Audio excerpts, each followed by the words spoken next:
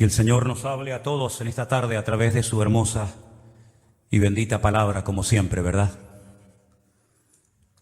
Nos ponemos delante de tu presencia, Señor, abriendo nuestros corazones a ti y pidiéndote, Dios mío, que tú en esta tarde nos hables y nos ministres y nos hables, como siempre, directamente a nuestras vidas, nuestras necesidades, y al mismo tiempo que tu palabra traiga salud, fortaleza, ánimo, renuevo, y que en el nombre de Jesús podamos disfrutar de este tiempo de estudio, de reflexión en torno a tu palabra, Señor. Te damos gracias por todo. En el nombre de Jesús, la iglesia dice amén y amén. Gloria a Dios.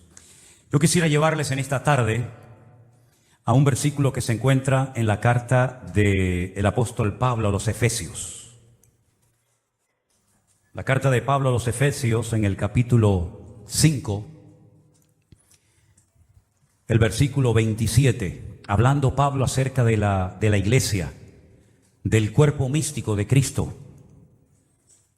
Él dice que a esa iglesia, a ese conjunto, a ese grupo de hombres y mujeres que han recibido a Cristo como su Señor y Salvador personal, llegará el día en el que Él quiere, como dice la Biblia en el Apocalipsis, celebrar una boda, las bodas del Cordero.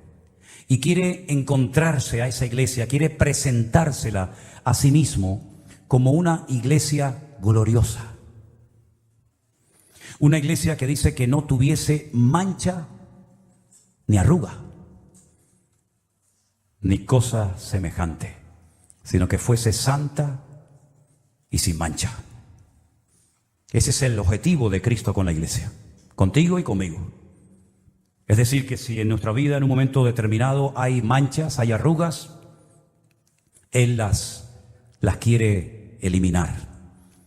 Estas son palabras de Pablo hablando acerca del deseo que Cristo tiene de encontrarse con una iglesia con estas características. Jesús nunca dijo eso, Jesús nunca pronunció estas palabras. Son palabras, son reflexiones de Pablo, gran conocedor del corazón de Dios, y entonces Él dice que lo que el Señor realmente anhela es encontrarse con ese tipo de iglesia, no con una iglesia rota, dividida, sucia, deteriorada, cansada, destruida, sino con una iglesia gloriosa, una iglesia alegre, una iglesia restaurada, bendecida, fuerte, sin mancha y sin arruga. Yo solamente he encontrado en la Biblia 2 versículos donde aparece la palabra arrugas. Por cierto, ¿hay alguien aquí que tenga arrugas? No se preocupen por las arrugas de la piel. Las arrugas de la piel yo las considero las medallas que ganamos en la guerra diaria de la vida. Así ahora te gustan más, ¿no? Son medallas que nos da la vida. De las arrugas que te tienes que preocupar son de las arrugas del alma. Esas son a las que les tienes que prestar atención. A las demás, ni caso. Dice que con una excesiva exposición de la piel al sol, la piel se deteriora y se arruga, ¿no? Incluso le pueden salir hasta manchas. Y hay todo tipo de cremas, hay un mundo. Yo no quiero dar demasiados detalles, pero cuando viajamos a Israel, hay un momento en el que las mujeres que van con nosotros a los viajes se vuelven locas. No es, por cierto, delante del muro de los lamentos, ni delante de la tumba vacía de Cristo, sino es en una tienda de cremas en el Mar Muerto. Ahí es donde las mujeres se vuelven locas y tienen que decir, vamos hermana, vamos, que se hace tarde, y no hay manera. Y entonces vienen los expertos en cremas y empiezan a decir, no, porque esta crema es para esto y esta crema es para lo otro. Hay una que es como un barro que te echan y luego te pasan un imán y se va todo. Y dice que cuando te pasa el imán se va el barro y las arrugas. Entonces tú ves a las hermanas comprando kilos y kilos y botes y toneladas de esas cremas, ¿no?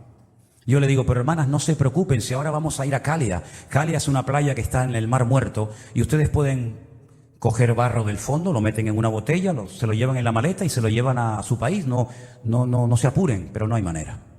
La crema del día, la crema de la noche, la humectante, la reflectante, yo qué sé, no quiero decir porque no tengo la terminología, pero ustedes saben, ¿verdad?, lo que estoy diciendo, ¿no? Si subiera cualquier hermana aquí arriba nos daría una clase espectacular, ¿no? Esta para esto, esta para lo otro y tal. Y yo le digo a las hermanas, no solamente pueden conseguir barro del Mar Muerto gratis ahora cuando vayamos allí a bañarnos, algunos se revuelcan allí como si fueran cerditos allí, ¿no? Sino que además ese agua rejuvenece, les digo. Y entonces, claro, como las hermanas, cuando lo digo serio, todo lo que digo se lo creen. Dice, ¿de verdad, pastor? Digo, las aguas del Mar Muerto rejuvenecen. Está muerto, pero rejuvenece. Le digo, mire, hermana, una vez bajé yo de Jerusalén con un autobús lleno de mujeres, mayores, ya grandes, todas ellas. Y cuando subí a Jerusalén, yo miraba para atrás, digo, pero subo con un autobús de niñas, de tanto que rejuvenecieron todas. Y una hermana salió y un poco enojada, un poco enfadada, me dice, pues pastor, yo he salido y yo no he visto ningún cambio ni ninguna. Digo, pero es que usted necesita más de un baño, hermana. Usted necesita un par de horas allá adentro. Así que no se enfade conmigo, pasa que estuvo poco tiempo y el Mar Muerto le quitó 2 semanas, pero si quiere quitarle años, usted tiene que estar ahí metida hasta el próximo viaje que volvamos, ¿no? Y también las aguas del Mar Muerto, y esto es verdad, no es broma, le digo, a hoy se va a comprobar si lo que su marido le regaló en su día era oro o era una porquería. Porque si no es oro, en cuanto se meta ahí, las aguas del Mar Muerto destruyen todo metal que no sea oro. Entonces ha habido enfados de hermanas que decían, mira, tú me dijiste que era oro y ahora resulta que esto es una maldad. Digo, bueno, mejor no se metan con nada por si acaso, ¿no? El primer versículo de la Biblia que aparece la palabra arrugas, ¿saben dónde está? En el libro de Job. Está en Job capítulo 16, verso 8. Y dice así, tú me has llenado de arrugas. Es Job hablando con Dios. Tú me has llenado de arrugas. Testigo es mi flacura, que se levanta contra mí para testificar en mi rostro. Parece ser que los sufrimientos de Job produjeron en él un envejecimiento, un deterioro tan tremendo que dice que comenzaron a aparecer un montón de arrugas en su cuerpo, en su cara sobre todo, ¿verdad?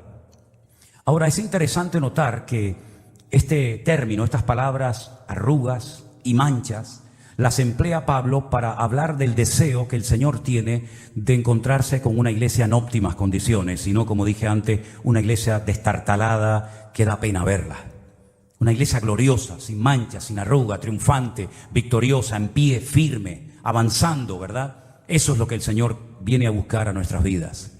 Ahora, hay elementos que para mí son muy importantes a la hora de relacionarnos con el Señor, a la hora de vivir nuestra vida cristiana. Y es, número 1, cómo yo me veo y cómo Dios me ve. Porque a veces yo me puedo ver mejor de lo que realmente estoy. Y me estoy engañando, creyendo que estoy bien, y después resulta que no estoy tan bien como yo pensaba. O culpándome constantemente porque no me veo con esa madurez, con esa santidad, con esa obediencia, con esa espiritualidad que el Señor demanda de mí. Y entonces, en vez de producir un orgullo, lo que crea es un sentimiento de culpabilidad que termina matando. Y el sentimiento de inferioridad, el sentimiento de culpabilidad, el miedo, el temor, la ignorancia, etcétera, etcétera, arrugan el alma. Después os voy a leer unas palabras, porque yo estuve durante un tiempo dando unas clases acerca de lo que es el alma, de la estructura del alma. ¿Para qué puso Dios el alma en nosotros? ¿Cómo funciona? ¿Cómo sabemos si estamos siendo impulsados por el espíritu o por el alma? ¿Verdad? Ahora, es interesante notar que, por ejemplo, cuando vemos en la palabra de Dios a la iglesia de la Odisea, la última que se menciona en la Biblia, en el libro de Apocalipsis, lo que la iglesia decía, lo que los miembros comentaban entre ellos acerca de su condición espiritual, en nada coincide con el concepto que Dios tenía de ellos. Porque ellos llegaron a decir cosas como esta, escucha, nos hemos enriquecido, no tenemos necesidad de nada. Son expresiones muy fuertes. ¿Cómo una iglesia, cómo un cristiano puede llegar a un punto de creerse, de autoengañarse, creyendo que ya no necesitas de nada, que ya eres el sello de la perfección, ¿verdad? Sin embargo, el Señor, cuando le habla a esa iglesia, lo que opinaba el Señor de ellos era completamente diferente a lo que ellos decían de sí mismos. Ellos decían, nos hemos enriquecido y de ninguna cosa tenemos necesidad. Y el Señor les dice, pobres, ciegos, desnudos, desventurados. Que no coincide ni una palabra de lo que el Señor dice de ellos a lo que ellos decían de sí mismos. Incluso a esa iglesia le pasó algo terrible, que para mí es la peor tragedia que le puede ocurrir a una iglesia, a un creyente, y es perder la presencia del Señor y no darse cuenta. Porque es ahí donde el Señor dice: he aquí estoy a la puerta y llamo. Si alguno oye mi voz y abre la puerta, entraré a él, cenaré con él y él conmigo. Es decir, que hasta llegaron a perder la presencia del Señor y no se habían dado cuenta. Creían que no tenían necesidad de nada. Y sin embargo, lo más importante que puede tener una congregación, que es la presencia, la gloria del Señor, la habían perdido y no se habían dado cuenta. Lo mismo que le pasó a Saúl, lo mismo que le pasó a Sansón, lo mismo que le pasó en un momento puntual a José y María, cuando dice que volvían al hogar donde tenían que vivir, donde ellos estaban, y dice que el niño se les perdió. Bueno, yo creo realmente que los que se perdieron fueron ellos, porque el niño estaba donde tenían que estar ellos también. Porque la fiesta es verdad que duraba 7 días, pero cuenta la historia que los que verdaderamente amaban al Señor y los que verdaderamente querían darle más al Señor de lo que Él pedía, se quedaban un día más. Es decir, que la mayoría, la masa, se iba al 7º día.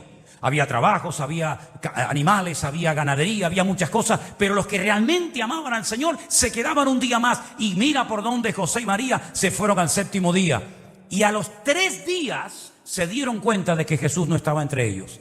José pensaba que estaba con María, María pensaba que estaba con José. Los dos se equivocaron, tienen que dar marcha atrás. Y el niño Jesús estaba en el templo diciendo: en los negocios de mi Padre me es necesario estar. Es decir, que una cosa es lo que uno diga de sí mismo, ¿no? Yo estoy bien, yo estoy firme, yo estoy bien alineado con el Señor. Eso es lo que tú dices, y otra cosa es lo que el Señor diga con nosotros. Así que lo que tenemos que averiguar siempre, asegurarnos bien, es si lo que yo pienso de mí mismo coincide con el concepto que Dios tiene de mí. Porque si no coincide, lógicamente el equivocado soy yo y no es nuestro Dios. Amén, hermanos. Ahora bien, ¿qué puedo hacer yo en un momento determinado como iglesia, como creyente a nivel individual, para evitar que manchas o arrugas se peguen a mi vida, a mi comunión con el Señor? Bueno, hay algo muy interesante de esta palabra, y es que la palabra arruga es una palabra que viene del verbo ruó en griego. La palabra en sí es rutis. Rutis en griego es arruga, pero viene del verbo ruó, que significa juntarse a algo. Algo que se adhiere, que podías haber evitado que se te pegara, pero por estar demasiado tiempo con esa persona o en ese ambiente, en ese lugar, se te ha pegado. Es como si entras, no sé, en un ambiente contaminado de humo, donde hay fuego, y al final te vas y la gente dice: oye, tu ropa huele a humo. Es que has estado en una hoguera, has estado expuesto donde hay fuego. O como aquellas personas que dice que estaban en la casa donde el Señor Jesucristo fue ungido con aquel vaso de alabastro y aquel perfume de nardo costosísimo, y dice que toda la casa, incluidos los que estaban dentro de ella, lógicamente, dice que se impregnaron con el mismo olor de la casa, es decir, con el mismo olor que desprendía Cristo. Es decir, que si tú estuviste ese día en esa reunión, cuando Cristo iba por la calle, la gente lo olía a nardo puro, y los que estaban con él, aunque no fueran de sus discípulos, por haber estado allí ese día con el Señor, también salieron oliendo al mismo aroma, al mismo perfume del Señor Jesucristo. Eso es ruó en griego. Es el juntarte a algo que se te impregna, que se te pega en tu forma de hablar, en tu forma de expresarte, en tu forma de comportarte en la vida. Y eso son las arrugas de las cuales habla la Biblia. No es ningún pecado tener arrugas, ni mucho menos. Ya te dije antes que son como medallas, ¿no? Que nos da la vida. Pero lo que está bien claro es que hay cosas que nosotros como creyentes debemos de evitar. Ciertos lugares, ciertas amistades, ciertas relaciones. Por ejemplo, una vez Pablo mandó una carta a la iglesia de Corinto y parece ser que lo malinterpretaron. Parece ser que entendieron mal lo que Pablo quiso decir. Y entonces él dice: vamos a ver, yo no les dije en ningún momento que no os juntéis con ningún fornicario. Yo no enseñé eso. Yo no les dije que nunca se juntaran con un idólatra. Yo nunca les dije que se juntaran con un malediciente o con un pecador. Dice, porque si yo les hubiera dicho eso, que no os podéis juntar con ningún tipo de pecadores, entonces tendríais que salir del mundo, porque todo el mundo es pecador y todos de alguna manera u otra han pecado. Yo lo que les dije, y ahí viene la aclaración, Yo lo que les dije es que no os juntéis con ninguno que, llamándose hermano, ¿te das cuenta el matiz? Con ninguno que, llamándose creyente, seguidor de Cristo, hijo de Dios, fuere esto, aquello, y ahí menciona una lista de pecados tremendos. Dice, y lo tenéis que hacer para que se avergüence y se dé cuenta el mundo de que no todos somos iguales. ¿Se dan cuenta? Es decir, hay cosas que nosotros podemos evitar y debemos de evitarlas. Es nuestra responsabilidad personal como creyentes evitar ciertos ambientes, ciertos lugares, ciertas cosas. Como dice la Biblia, todo me es lícito, pero no todo conviene, evidentemente. Ahora bien, hay cosas que debemos de hacer para evitar que nuestra vida se arrugue, para evitar que nuestra alma se deteriore. Miren, el Señor me permitió publicar este libro. Perdonen que yo no estoy haciendo propaganda del libro. Yo lo que estoy diciendo es que aquí en este libro de Educación Cristiana número 2, yo estaba leyendo hoy algo que enseñé hace años aquí en la iglesia y dije que según leemos en la palabra de Dios en la Biblia, el alma también se enferma.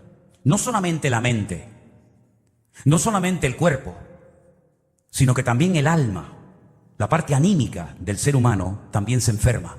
Y a veces en las iglesias hay gente enferma del alma y no lo saben.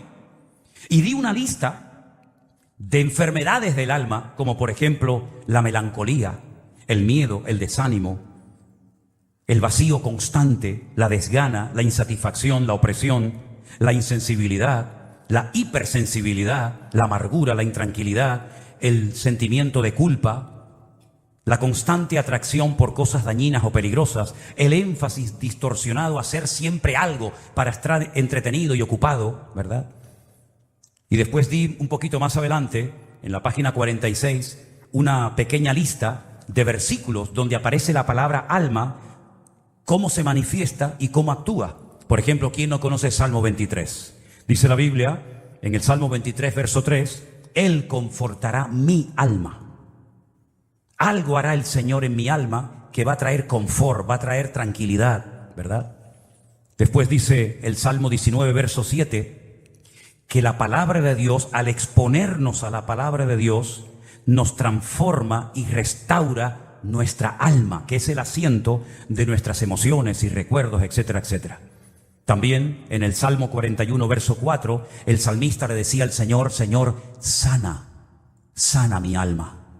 También le decía el rey David al Señor en el Salmo 142, verso 7, Señor, saca mi alma de la cárcel para que alabe tu nombre, y entonces me rodearán los justos y tú me serás propicio. El Salmo 42, ¿quién no lo conoce de memoria? Mi alma tiene sed de Dios. ¿Cuándo vendré y me presentaré delante de Él? Y así podríamos hablar de docenas y docenas de textos bíblicos donde aparece el alma, sus funciones, cómo se manifiesta, cómo se arruga o se deteriora, y al mismo tiempo qué podemos hacer para que el alma sea restaurada y mi vida sea espíritu, alma y cuerpo totalmente restaurado y transformado por el poder de Dios. Una de las cosas que debemos de hacer es lo que nos dice Romanos capítulo 12, versículos 1 y 2, versículos que sabemos prácticamente todos los creyentes de memoria y que dicen así: así que hermanos, os ruego por las misericordias de Dios, que presentéis vuestros cuerpos en sacrificio vivo, santo, agradable a Dios, que es vuestro culto racional. Es decir, tiene que haber una entrega por mi parte, tiene que haber una disposición de mi voluntad de rendirme al Señor como si fuera un sacrificio, pero en este caso no un sacrificio muerto, como los que hicieron los israelitas durante siglos, sino un sacrificio vivo. Y entonces si hago esto, si hago lo que me indica el versículo 1, entonces podré ir al versículo 2, que también es muy interesante, que dice: no os conforméis, es decir, no haya ni un solo ápice de conformismo en vuestra vida. No os conforméis, sino transformaos por medio de la renovación de vuestro entendimiento. Ahí entra en juego la mente, para que podáis comprobar cuál sea la buena voluntad de Dios, agradable y perfecta. Si nosotros hiciéramos un esfuerzo personal por poner en práctica Romanos 12, 1 y 2 a lo largo de nuestra vida sería una maravilla. Porque estaríamos constantemente ocupados, no preocupados, sino ocupados en lo que el Señor nos demanda a todos y a cada uno que tenemos que hacer. Presentarnos delante de Dios, renovarnos espiritualmente, mentalmente. Y de esa manera iríamos comprobando paulatinamente, progresivamente, cuál es la voluntad de Dios para la vida de mis hijos, para mi trabajo, para mi matrimonio, para mi ministerio, para la iglesia. Y no estaría siempre diciendo, ¿y ahora qué hago? ¿Y voy o no voy? ¿Me callo? ¿Será que el Señor me llama? ¿Será que no me llama? Y no sé qué. Sino que si hiciéramos lo que dice ese texto, esos 2 versículos, en todo momento podríamos decir, no, la voluntad de Dios es esta. ¿Y cómo lo sabes? Pues porque he hecho lo que dice la Biblia. Que cuando me dejo transformar, cuando me dejo tratar y moldear por el Señor, cuando presento mi cuerpo como sacrificio vivo, cuando renuevo mi mente, yo puedo saber en todo momento cuál es la voluntad de Dios, que dicho sea de paso, tiene las siguientes características: es santa, agradable y perfecta. Bendito sea Dios. Simplemente, digo entre comillas, por poner en práctica esos 2 versículos. Pero hay otra porción tremendamente interesante que yo quiero compartir con ustedes en esta tarde, para darte material, para que sepas cómo evitar las arrugas, las enfermedades de tu alma y puedas ser un cristiano victorioso todos los días de tu vida. Leamos lo que dice Filipenses capítulo 3, del versículo 12 en adelante. No que lo haya alcanzado ya, palabras de Pablo, ni que ya sea perfecto, sino que prosigo por ver si logro hacer aquello para lo cual fui también asido por Cristo Jesús. Es decir, yo aún no he llegado a la meta, no he llegado, soy consciente de ello, estoy en ese proceso, estoy peleando la buena batalla, estoy tratando de acabar la carrera. Ya en Timoteo dice que ya la acabó, pero ahí estaba todavía corriendo la carrera, y dice que prosigo. Todavía estoy tratando de avanzar, de superar, de crecer, de madurar, de dejar cosas, etcétera, etcétera. Incluso, como material para añadir un poco más, Pablo llega a decir en otra carta, pero que es complementaria con esto, que había cosas que él hacía que no quería hacer. Y también dice que había cosas que hacía que no quería hacer y cosas que no hacía que quería hacer. Y entonces dice, pero ¿esto qué me está pasando? Hay algo que me está dominando por dentro. Es la ley del pecado. ¿Quién me librará de este cuerpo de muerte? Él está poniendo su corazón encima de la mesa como apóstol. Él no finge, él no aparenta ser un Superman, un superhombre, sino que él dice, hermano, miserable de mí, ¿quién me librará de este cuerpo de muerte? Pero termina diciendo, pero ninguna condenación hay para los que están en Cristo Jesús, los que no andan conforme a la carne, sino conforme al Espíritu. Así que vemos ahí el deseo de Pablo de poder alcanzar aquello para lo cual un día el Señor lo alcanzó a él. Y dice, qué interesante el siguiente texto: hermanos, yo mismo no pretendo haberlo ya alcanzado, pero una cosa hago. Vamos a ver qué hacía este hombre, porque si él lo hacía, yo creo que también es bueno que nosotros lo hagamos. Él lo que hacía era olvidando ciertamente lo que queda atrás, pasando página del pasado, no viviendo en el pasado, condicionando mi presente e hipotecando mi futuro. Olvidando ciertamente lo que queda atrás. No soy un esclavo de mi pasado, sino que lo olvido. Y dice, extendiéndome a lo que está delante. Hay personas, aunque sean creyentes, personas que incluso pudieron ser criadas en el Evangelio, que están siempre hablando de su pasado. Algo hicieron, saben que lo hicieron mal, algún pecado que cometieron, algún desliz que tuvieron, en fin, lo que sea, y están como con una herida abierta constante y permanentemente, y no pasan la página, no superan el pasado. Por eso su presente es catastrófico, por eso su presente es un desastre, no se gozan. Están en el culto, están bien, salen de la iglesia y se les va la bendición. Es como si le pincharan un globo y se va todo lo que tienen, todo lo que han podido recibir en una reunión, en un culto. ¿Por qué? Porque son víctimas, son esclavos de su pasado. Y Pablo dice, yo lo que hago es olvidar mi pasado. Bueno, y si queremos ir más allá en esta idea, el creyente no tiene pasado. Amén, hermanos. Porque dice la Biblia que las cosas viejas pasaron. Y aquí todo es hecho nuevo. El que está en Cristo, cuidado, el que no está en Cristo, pero el que está en Cristo es nueva criatura, es una nueva criatura, es una nueva creación. Y las cosas viejas pasaron y aquí todo es hecho nuevo. ¿Hay algún versículo más? El siguiente. Prosigo a la meta, al premio del supremo llamamiento de Dios en Cristo Jesús. Es decir, allí delante hay un premio, allí delante hay un galardón, aquí no lo tengo. Voy corriendo, voy avanzando, pero si yo me paro, lo pierdo, porque no es cuestión de correr una temporada, no es cuestión de estar bien un tiempo. Bueno, si usted ha corrido, si usted ha dejado el pecado, si usted ha dejado su mala vida, bautizándose, incluso dando testimonio y ejemplo de una forma representativa, simbólica, de que usted ha superado su pasado o quiere superar su pasado, estupendo, genial, pero no sea como Abraham. Hace poquito hablábamos de él, ¿se acuerdan? Dice la Biblia que Dios le dijo a Abraham: sal de tu tierra y de tu parentela a la tierra que yo te mostraré. Hermano, más claro agua. No hay que saber ni arameo, ni griego, ni hebreo para entender este mandato. Sal de tu tierra y de tu parentela a la tierra que yo te mostraré. Ya está, esto lo entiende cualquiera, aunque lleve 2 días en el Evangelio. Sale de su tierra, pero no cumple la otra parte. Sale con su padre, sale con su hermano, sale con su sobrino. Es decir, pero esto no es lo que yo te dije, Abraham. Yo te dije que salieras tú solo con tu mujer, pero no con todo este séquito, no con toda esta gente. Bueno, comienzan a avanzar, llegan a un lugar llamado Harán, ¿se acuerdan? Mitad de camino, entre Ur y Canaán, la mitad se llama Harán. Pero es que ese lugar no se llamaba Harán. Harán era un hermano de Abraham que murió en Ur de los Caldeos, ¿se acuerdan?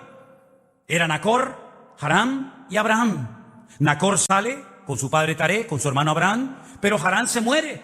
Y entonces llega el padre y no sé lo que le pasó, le entró nostalgia, víctima del pasado, el dolor, la herida de haber perdido un hijo. Seguramente diría: ay, cómo me gustaría que alrededor de esta fogata, alrededor de este fuego, escuchara esta conversación mirando a las estrellas y viendo cómo el Señor ha creado todo. Cómo me gustaría que estuviera mi hijo Harán. Qué bonito sería que Harán estuviera con ustedes también. Sí, es muy bonito, pero Harán ya murió, papá. Ya no está entre nosotros. Harán murió. Lo dejamos en Ur de los Caldeos. Bueno, pues entonces, como no me lo pude llevar, sino que dice que lo enterró allí, a esta tierra, a este territorio, para recordar siempre a mi niño, a mi hijo, lo voy a llamar Aram. Y dice que en Aram llegaron y se quedaron. Pero esa no era la voluntad de Dios. Cumplió a medias el llamado. El capítulo siguiente dice: pero Dios había dicho, tiempo pasado, pretérito, Dios había dicho: sal de tu tierra y de tu parentela a la tierra que yo te mostraré. Luego Abraham tiene que despedirse del padre, tiene que despedirse de su hermano, pero otra vez se lleva a otro que no tiene llamado de Dios. En este caso es Lot, su sobrino, que al final también terminó mal aquello, se tuvieron que separar por el camino. Eso es lo que son las arrugas, es juntarte o dejar que se pegue algo a tu vida que no forma parte de tu herencia espiritual. ¿Para qué te tienes que llevar a tu padre? Si yo te dije que no te lo lleves, ¿para qué te tienes que llevar a tu sobrino? Claro, ya eres mayor, a lo mejor tu sobrino te echa una mano y tal, pero olvídate de eso, yo estaré contigo, tú serás de bendición a todas las familias de la tierra, pero estas condiciones, si no las cumples, la bendición no viene. Y hay bendiciones que a veces vienen a nuestra vida, y seamos sinceros, sin buscarlas y sin pedirlas. Pero hay otras muchas bendiciones que vienen por pagar un precio.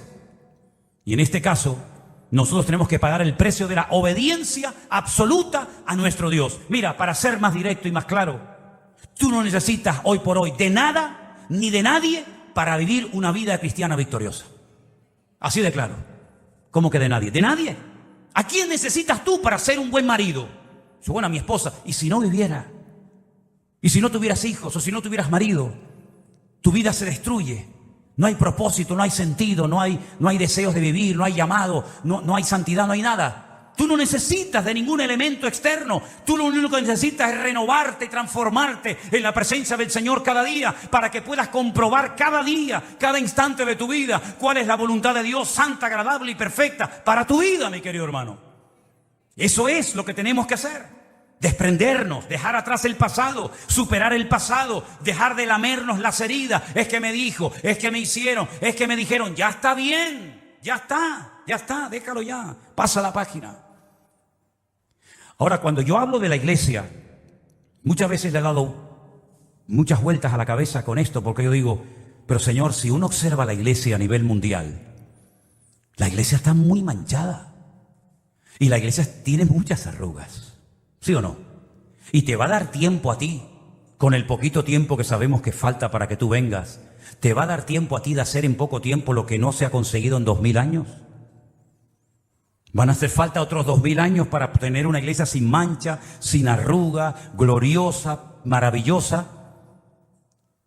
Bueno, hay un versículo que a mí me da una alegría tremenda en mi corazón, y está en el último libro de la Biblia, que es Apocalipsis 19, los versículos 7 y 8. Me gustaría que los leyéramos juntos, por favor, ahí los tiene.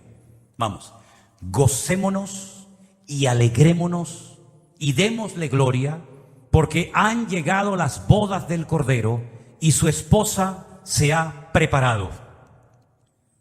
Y a ella se le ha concedido que se vista de lino fino, limpio y resplandeciente, porque, sigan, el lino fino son las acciones justas de los santos. Como el Señor sabe cómo va a terminar todo esto, tú y yo no lo sabemos. No sabemos el futuro. El único que sabe y conoce perfectamente el futuro es el Señor. El Señor nos da un adelanto y nos dice, al final de los tiempos, esa iglesia con problemas, esa iglesia dividida, esa iglesia imperfecta, esa iglesia que parece que no termina de componerse, etcétera, etcétera, a esa iglesia yo la vestiré de lino fino y resplandeciente. Y ustedes podrán decir, gocémonos y alegrémonos porque han llegado las bodas del Cordero. Haba Nagila Haba Benismeja, esa canción tan famosa, ¿no?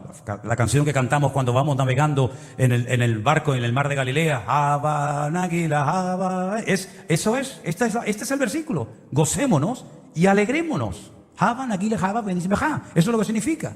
En otras palabras, llegará el momento en el que la iglesia será perfecta. Pero esa perfección solamente la alcanzaremos cuando lleguemos a la presencia de nuestro Dios. Mientras tanto, todavía hay muchas cosas que superar, todavía hay muchas relaciones tal vez deterioradas que se tienen que restaurar y todavía hay muchas arrugas y manchas que tenemos que trabajar en cada una de ellas. Amén, hermanos. Y que yo sepa, perdone si me equivoco, que yo sepa, las arrugas, ¿saben cómo salen? No las del cuerpo, no lo hagan, sino las de la ropa. ¿Cómo salen? Ahí está. Gracias. Con ese aparato. ¿Ustedes se acuerdan las planchas antiguas que había que ponerle carbón dentro? Ustedes no habían nacido cuando eso, ¿no? Hoy en día las planchas son inteligentes. Lo hacen todo. Ya no hace falta ni que sepa planchar, hermano. ¿Cuántas camisas has quemado? ¿Cuántos pantalones? Ya no te preocupes, son inteligentes. Te hacen así. Te echan un vapor, ¿verdad? Y con calor salen las arrugas. ¿No será que a veces el corazón de la iglesia está un tanto frío o tibio? Le falta el calor del Espíritu Santo de Dios, de la presencia de nuestro amado Dios. Y por eso puede ser que las arrugas no se van y las manchas no se quitan. No necesitaremos más del calor, del fuego del Espíritu Santo para que esas arrugas se vayan y nos presentemos delante del Señor sin mancha y sin arruga, ni cosa semejante.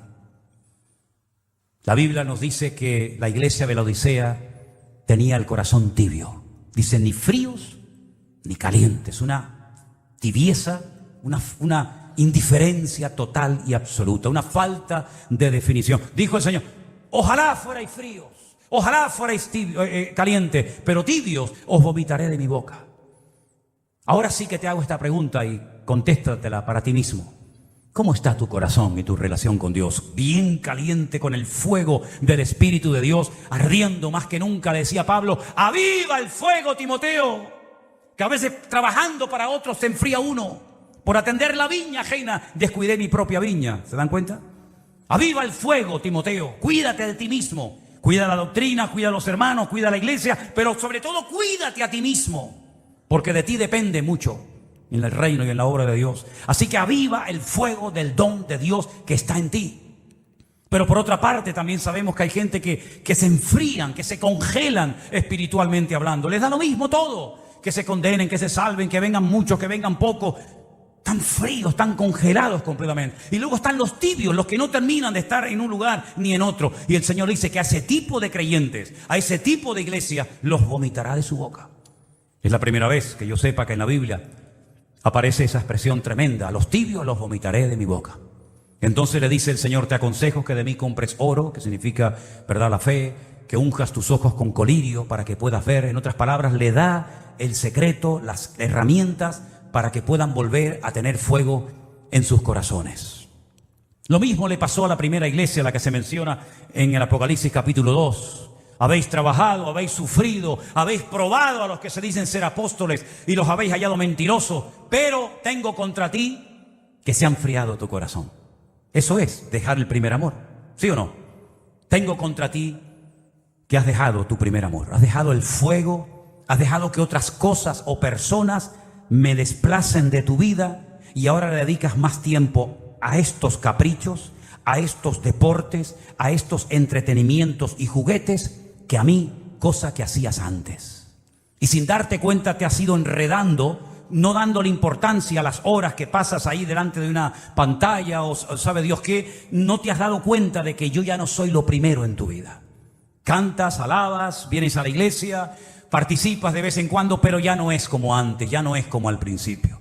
Y entonces el Señor le ordena, le exhorta, sacude a la iglesia de la Odisea para que vuelva otra vez a recuperar. Dice: y si no, quitaré tu candelero, es decir, quitaré tu luz y se la daré a otros. Hay una parábola muy interesante, es la última de todas las parábolas de Cristo. La última que enseñó fue la de las 10 vírgenes. 10. Las 10 fueron a esperar al esposo.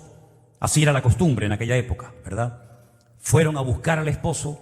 Tardaba el esposo en venir. Dice la Biblia que todas se quedaron dormidas, pero cuando vino la voz, el anuncio de que ya viene el amado, ya viene el esposo, todas se levantaron, pero unas se dieron cuenta de que el aceite se había consumido y tenían que poner de repuesto aceite de oliva en la lámpara y no tenían. Y entonces dice: déjame un poco, que se me apaga la lámpara. Y dice: no, porque si te doy a ti, pues ni te va a llegar a ti, ni me va a llegar a mí. Lo que tienen que hacer es ir a comprarla y si no, hubieran pensado antes traer aceite de repuesto.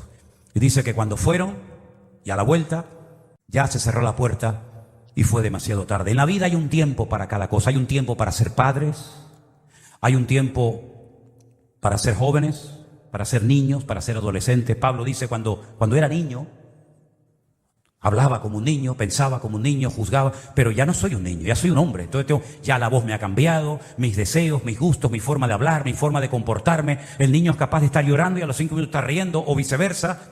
El hombre tiene otra consistencia, otra madurez, otra espiritualidad, otro vocabulario, ¿verdad? Otro léxico, tiene una madurez, porque ya, oye, pues la vida te va cambiando. Ya no es lo mismo como ve la vida que un hombre de 60 años, que un chico de 20 años, que un chico de 14, que un niño de 8 o que un niño de 4, ¿verdad? La vida nos va cambiando y uno mismo también va cambiando. Espiritualmente hablando, ¿en qué etapa de tu vida te encuentras? Hay una etapa para ser padres. Y si no aprovechas esa etapa, pues hijo, ya está. Y hay una etapa para hacer una serie de cosas en la vida. Y hay otros momentos para decir: ya no es mi tiempo para eso. Ahora le toca a otros. Yo ya hice lo mío, ahora que otro coja el relevo. Como dice Pablo: yo sembré. Yo hice mi trabajo. Oye, ven, riega lo que yo he sembrado y que el crecimiento lo dé el Señor. ¿En qué etapa de tu vida te encuentras? ¿Te estás renovando? Yo siempre he dicho y termino que lo que yo soy, yo tengo que plasmarlo en otro. Yo cuando me muera tengo que dejar pastores. Si yo cuando me muera o cuando no esté en este mundo, yo no he dejado pastores, he cometido el peor error de mi vida. Yo siempre pongo el ejemplo de una iglesia evangélica de aquí, de esta ciudad, de Santa Cruz de Tenerife, donde el pastor estuvo más de 40 años al frente de esa iglesia. Y algunos saben de lo que estoy hablando. Más de 40 años al frente de esa iglesia como pastor principal. Cuando este hermano murió, al no haber preparado a nadie, al no haberse reproducido, ¿qué dice el Señor? Cada especie se reproduce o se reproducirá según su propia especie. Eso lo dijo el Señor allí, y hasta el día de hoy los leones paren leones, las jirafas dan jirafas, los perros paren perros, los monos dan monos. No, que hay una mutación y ahora los leones están pariendo vacas y las vacas están pariendo cebras y las cebras están pariendo conejos. No, cada uno según su especie, en lo vegetal, en lo material, en todo, en lo animal, en lo espiritual también. ¿Qué eres tú en Cristo? Yo sé lo que soy en Cristo. Si yo no me reproduzco según mi especie, he cometido una equivocación. He sido un pastor estéril que simplemente ha atendido y parido ovejas pero que no ha preparado pastores para que cuando esta persona termine su carrera, como la terminó Moisés y como la terminó todo el mundo, pues haya continuidad. Porque en el reino de Dios la continuidad, la perseverancia es un elemento fundamental. Entonces yo sé en lo que me tengo que reproducir. Yo tengo que producir el mayor número de obreros y de pastores a lo largo de mi vida. Esa es mi meta. Hoy por hoy. Cuando tenía 20 años tenía otra meta. Hoy por hoy esta es mi meta. Pero y tú como creyente, lo que estás haciendo, lo estás reproduciendo en otra persona para que el día que tú faltes, por el motivo que sea, alguien tome el relevo de lo que tú le enseñaste en su momento. Porque Pablo pastoreó la iglesia y es una maravilla tener a Pablo de pastor. Aunque a algunos tampoco les caía muy bien Pablo, pero cuando Pablo se fue dejó a un Timoteo. Cuando Moisés se fue dejó a un Josué. Cuando Elías se fue dejó a un Eliseo. El problema fue cuando murió Josué, que no dejó a nadie. Y se armó el caos, la anarquía en el pueblo. Cada uno hacía lo que le venían ganas, dice la Biblia, libro de los jueces. Cuando se murió Eliseo, un caos terrible, porque no dejó sucesor, no dejó heredero. Tú tienes que buscar tu heredero, tu escudero espiritualmente hablando. Lo que tú estás haciendo hoy por hoy en el cuerpo de Cristo, tienes que reproducirlo en otro, porque si no, se cortará el hilo conductor. Y si hay un elemento fundamental en la Biblia, es que hay un hilo conductor desde el Génesis hasta el Apocalipsis. Es decir, hay continuidad profética, hay continuidad de propósito. No es que Dios dijo una palabra, se murió ese profeta y ahí se quedó en el vacío, en el limbo. No, sino que hay una continuidad y muere un profeta y se levanta otro, y muere un juez y se levanta otro, y muere un sacerdote y se levanta otro, y hay continuidad hasta llegar a Cristo. Y Cristo, nuestro sumo sacerdote, nos dice hoy en día que cada uno de nosotros, según la actividad propia de cada miembro, Efesios 4, el cuerpo se va creciendo por la actividad propia de cada miembro y nos vamos reproduciendo en otras personas. Y como alguien me dijo hace muchos años, y no entendí lo que dijo, créame, no lo entendí, hoy en día sí lo entendí, hoy sí lo entiendo. En un congreso de pastores hace muchos años, un pastor invitado dijo la siguiente frase. Repito, yo en ese momento, no sé si hasta me molestó, pero no la entendí. Él dijo, el mayor trabajo de un pastor es quedarse sin trabajo. Parece como una incongruencia, ¿no? En otras palabras, como le dijeron a aquel gran varón de Dios que estaba arando en el campo y le dijeron, ¿qué te falta a ti hacer en la vida? Y dice, a mí, terminar este surco, ya lo he terminado todo. Pablo llegó a decir, he acabado la carrera, ya no voy a seguir corriendo, ya corrí bastante. Yo ya he acabado la carrera, yo ya he peleado la batalla. Llevo años peleando, llevo años corriendo, pero ya no voy a pelear más y ya no voy a correr más. Ahora me espera la corona que el Señor me dará a mí, el juez justo de toda la tierra.